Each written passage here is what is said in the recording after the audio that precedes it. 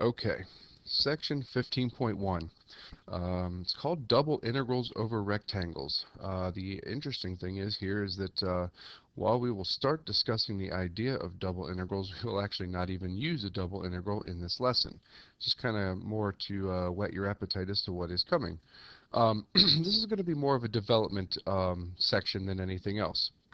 It's not that it's not important, but it is going to be something that is going to help us to develop the idea of how we're actually going to use double integrals in the future here. So we're kind of going to go back a little bit to the idea of calculus ABBC, just to give you the basic general idea of what we're talking about. Um, and then that'll kind of develop the idea of what in the heck we would use a double integral for. So the idea was, back in AB calculus, you would take some kind of a curve, like the one that we have here in the pink, and to find the area beneath this curve and between the x-axis, we would start off by taking a bunch of approximating rectangles, like you see here. We've got a whole bunch of approximating rectangles. And if I wanted to find the integral from A to B, so from one endpoint to the other endpoint,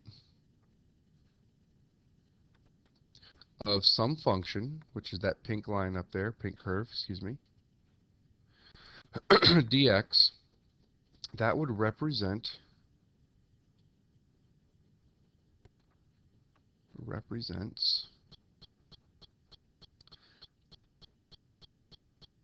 the area between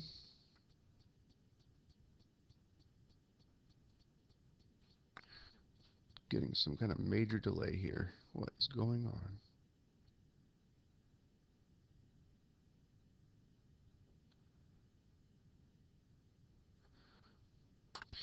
Between the curve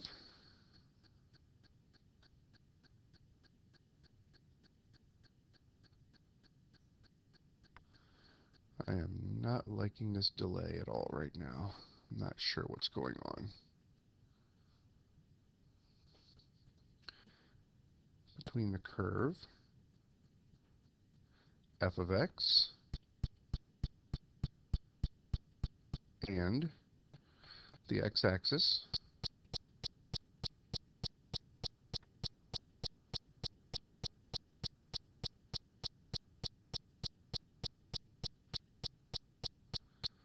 or of course the x-axis is the equation y. Wow, y equals 0. This thing is definitely not keeping up with me. Over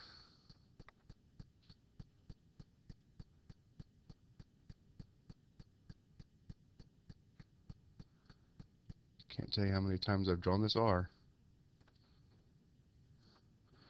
over some interval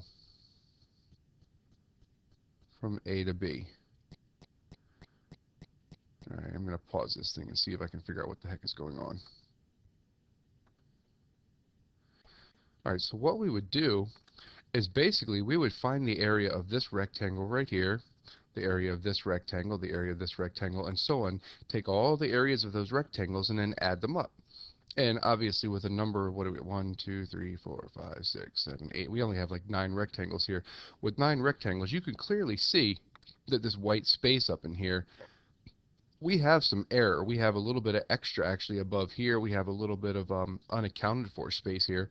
So we have some error that's going to naturally occur using these rectangles. But ultimately, that's what we would do. And this was called a Riemann sum because we would take all the areas of the rectangles and add them up. Riemann is the one who came up with that idea. So we would take the sum of the area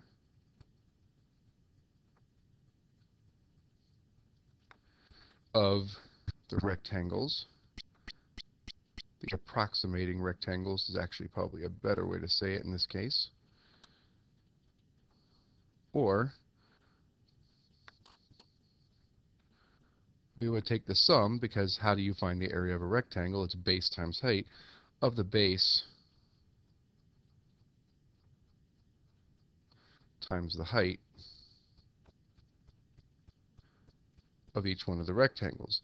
And the notation that we used for something like that was this sigma notation. Excuse me. And we let the counter start from 1 and go up to n number of rectangles.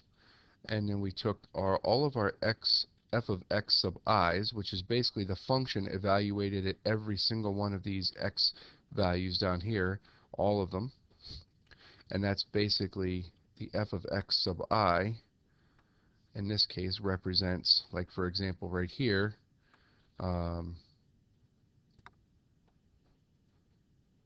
your x sub 3, so this would be f of x sub 3, represents the height of this third rectangle based upon a position that you choose in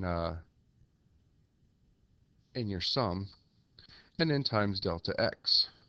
And that's just the change of the x values here between this rectangle to here, this rectangle to here, this rectangle to here. So really what you have here is this is your height, this is your base. So I'm summing all of the bases times the heights. And then if we took the limit of that, because this right here is a finite number of rectangles, it's whatever n we choose it to be. If we take the limit of that as n approaches infinity of this exact same sum,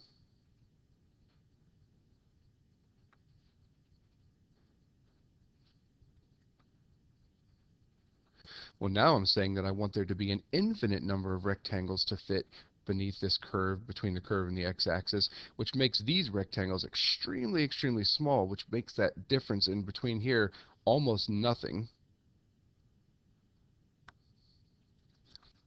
And what we've done is we've taken this limit right here, this limit of the sum portion, and because that's a little tedious and long, we've just changed it to this notation, which is the integral notation from a to b. Excuse me, from one endpoint to the other. This notation right here is the limit of sums. And then we say of our function, and because the delta x's become so small, we call them dx. This is the differential because there still is the smallest of differences.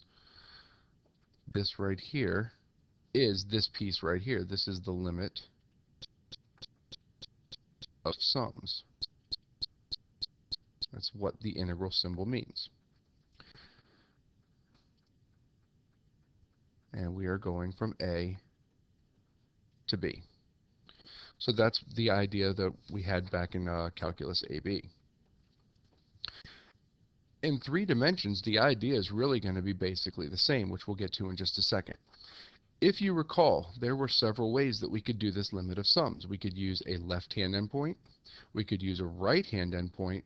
We could use a midpoint, which looks like it's kind of like this one right here, this x2, or we could use trapezoids. We won't be using trapezoids in this specific case here, but we will be using the ideas of left-hand, right-hand, and midpoint ideas as we get further and further into the lesson. It's probably going to be a two video lesson here. Hopefully, we'll keep all this under an hour. It should be well under that actually, so should probably be about 40-45 minutes max. Okay. So in 3 dimensions, now the idea is I'm not trying to find the area beneath a curve and the x-axis. I am now trying to find the volume underneath of this surface right here between this surface and the xy plane. That's what I am trying to find the volume of. So it's no longer finding area, it is now trying to find the volume. So our goal in 3D, the goal is now to find the volume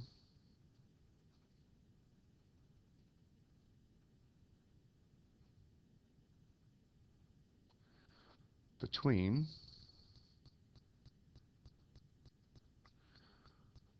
the surface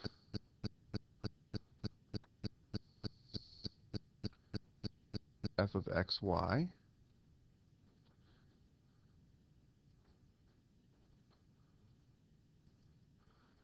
and the xy plane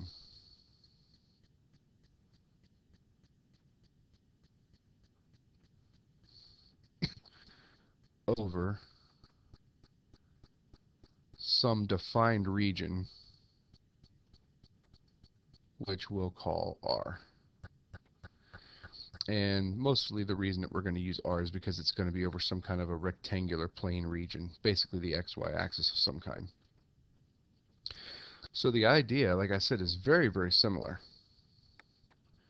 So what we've got is we've got this surface. This surface probably goes on much further and further than this specific region, but the region that we're looking at here is defined over this region right here, R, which is defined in the XY plane. And the general idea is that just like we used to do when we took in 2 dimensions and we partitioned the curve by using rectangles, we're going to do the same idea here. So this is the x-axis here. So we're going to take and we're going to partition this thing with a bunch of rectangles. Something like this. And then we're going to break this thing up into partitions with respect to the y-axis as well. So now it's going to be rectangles partitioned off this way. It doesn't have to be an equal amount, but we are going to break them into rectangles. And then the general idea is this. If I want to find the volume between this surface and the XY plane over this specific region, I'm basically going to look at one of these rectangular boxes that I've created down here, and I'm going to extend that box up to the surface. And wherever it hits the surface, see if I did this right, it's going to basically create this major thing right here, which looks very much like a rectangular prism. Now the difference is this surface right here is flat. It would have to be straight across for it to be a rectangular prism, and it will be when we actually take the rectangular prisms. This surface would be, it would not flow exactly with this until we let these things become so small that you can't tell the difference. The idea is we're going to take what looks to be like this piece right here, this surface on the XY plane, and we're going to draw it 2-dimensionally, which is what this is right here. So as you can see, the X part here goes from A to B. Down here, my X axis right here goes from A to B. And then my Y axis goes from C to D. And you can see here the y-axis also goes from C to D. And what it looks like is that I've taken this exact same thing. I cut this thing into rectangles um, parallel to the x and the x and y axes respectively. This section right here is basically the same thing as what I have here. Now I obviously didn't cut it into exactly the same number of rectangles that you see here, but it's the same general idea. And in this direction, you would have each one of these boxes has some sort of a change of y. In this direction, you would see every one of these boxes has some sort of a change in x, which is this distance right here. So what we would be doing is we would be finding the volumes of these little rectangular prisms for all of these different pieces under here and then summing them. So we are going to be summing the volumes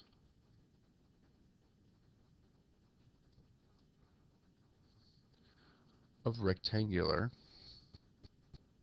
prisms.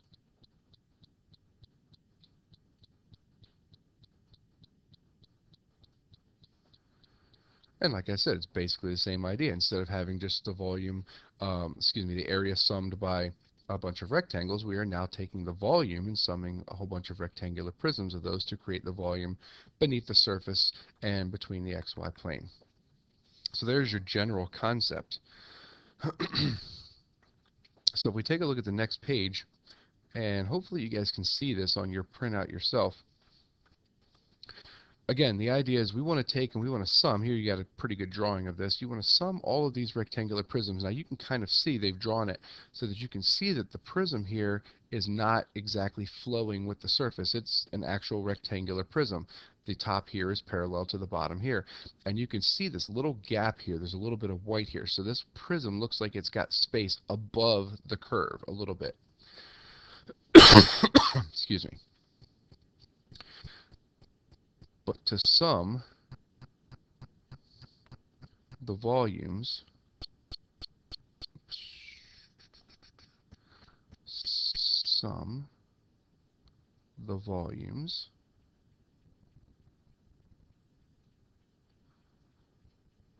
of rectangular prisms.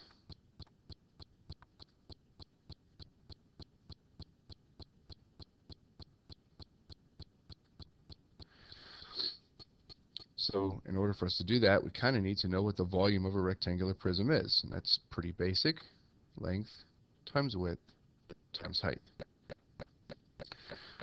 Well, the length of the prism could be defined this way, or it could be defined this way. Either way, it doesn't really make any difference. If we look at the length as being this one right here, well, in this case, well, actually, no, let's look at the length as being this one. I'll just keep it consistent with what I have in my paper. This to here, that space right there, that's just some kind of a change of x.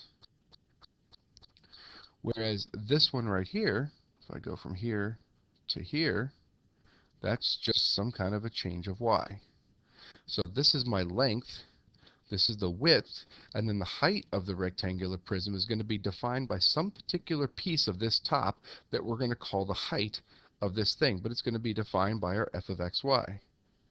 So the length is some kind of a delta x, the width is some kind of a delta y, and the height is based upon the actual z value at some particular place on this box. Whether we choose it to be a left endpoint or right endpoint, we got a little bit more to deal with than just left and right and middle, but it's the same general idea. Again, we'll get to that. So what we do is we sum the volumes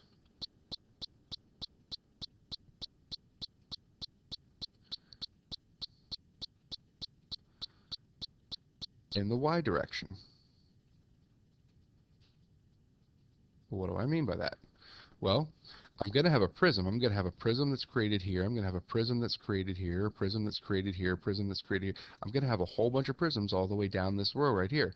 Well, if I take them and I sum this one and this one and this one and this one all the way down this row, I'm going to get the sum of a whole bunch of rectangular prisms in this direction, which is in the y direction.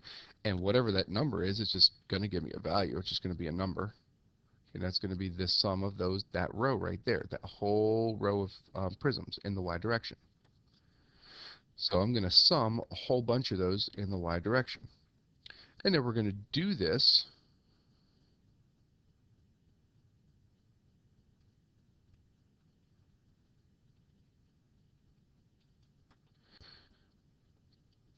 for several iterations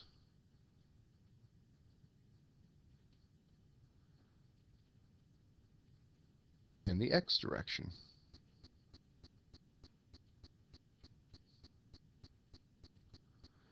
So basically, I'm going to take this, I'm going to sum it, and then I'm going to do this one. I'm going to take that row and I'm going to sum it in the y direction. Then I'm going to take this row and sum it in the y direction. I'm going to keep doing it all the way over to... So basically, I'm going to have a whole bunch of rows summed this way, and then I'm going to take all those sums that I got here, and it gave me this number, and I'm going to sum them up all the way in that direction, in the x direction. So what I've got, ultimately, from all of this, is I'm going to start off with some kind of an integral of f of xy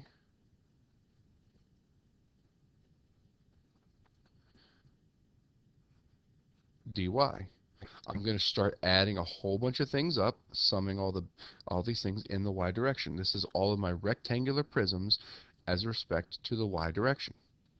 But then I need to take and I need to sum all of these things, so I need to now integrate my integral in the x direction, because now I need to take all these rows and I need to add up all of those rows in the x direction. So this is your double integral. And there are multiple ways that you could write this. So we'll go through a little bit of the notation here. Um, I could simply write this as a double integral of f of xy dy dx. And I have to put something here, so what I would do is I would just say that this is double integral over some region R. This thing right down here would be our region R. It's got to be over top of some two-dimensional region R. I could also write this, if I happen to actually know what bounds I have, I could write this as the integral from a to b, integral c to d. If we think back to the previous page that we had here, the c to d went with y, and the a to b went with x. So I could also say that this is the double integral from a to b, c to d, of f of xy, dy, dx. These must stay consistent with the particular integral. Just like everything else, you work inside out. So in this case, I would have to do this integral here first, which is with respect to y, and then I would integrate again with respect to x. Okay, and you could also write this as the double integral over r of f of xy. And instead of writing this dy dx, because dy dx is really some kind of a change of x right here, times the change of y, that just gives you some kind of a two-dimensional area. We can say that that's dA times some kind of a two-dimensional area. It would not specifically tell you which order to do some kind of integrations in, but that's what it would be. And that dA, again, really is just, this is the area of the base. And that's what you're looking at. All right, one more thing real quick here, and then we're going to end this video, and we'll come back with some examples. So the general idea here is this. You can certainly see what's happening here. If it looks like this maybe is some kind of a curve or space or something like that that looks like this. Comes down here. Maybe the surface looks like that right there. What you can see is that there is a generous amount of area under here which is not accounted for by these rectangular prisms. You would definitely have a decent amount of error there. So this would have a large error. And then if I took the same exact surface and I drew it here, you can see how the error would start to go down. And then obviously right here, this is much better. If I took the same exact surface and tried to sketch this thing,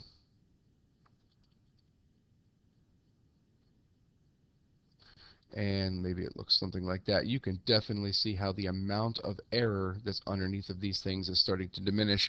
And I don't know exactly how many things this is, maybe what, 12 by 12, something like that, I don't know. Looks like maybe there's 144 different rectangular prisms maybe in this block right here. But what you should be able to tell, just like before, where if we took the number of rectangles and let those approach infinity, if we take the number of rectangular prisms here and let that approach infinity, our error is going to start to approach 0. And this is not bad, 144, but in 144 is definitively less than infinity. And this isn't a bad error, but you can certainly see how if I let these things become infinite, which, you know, it's just so hard to even fathom how many rectangular prisms you would have here, the error would basically be nothing. You would see no difference whatsoever. All right, that is the first video. Hopefully I can get the next one done in less than 20 minutes and keep this under 45 like I said.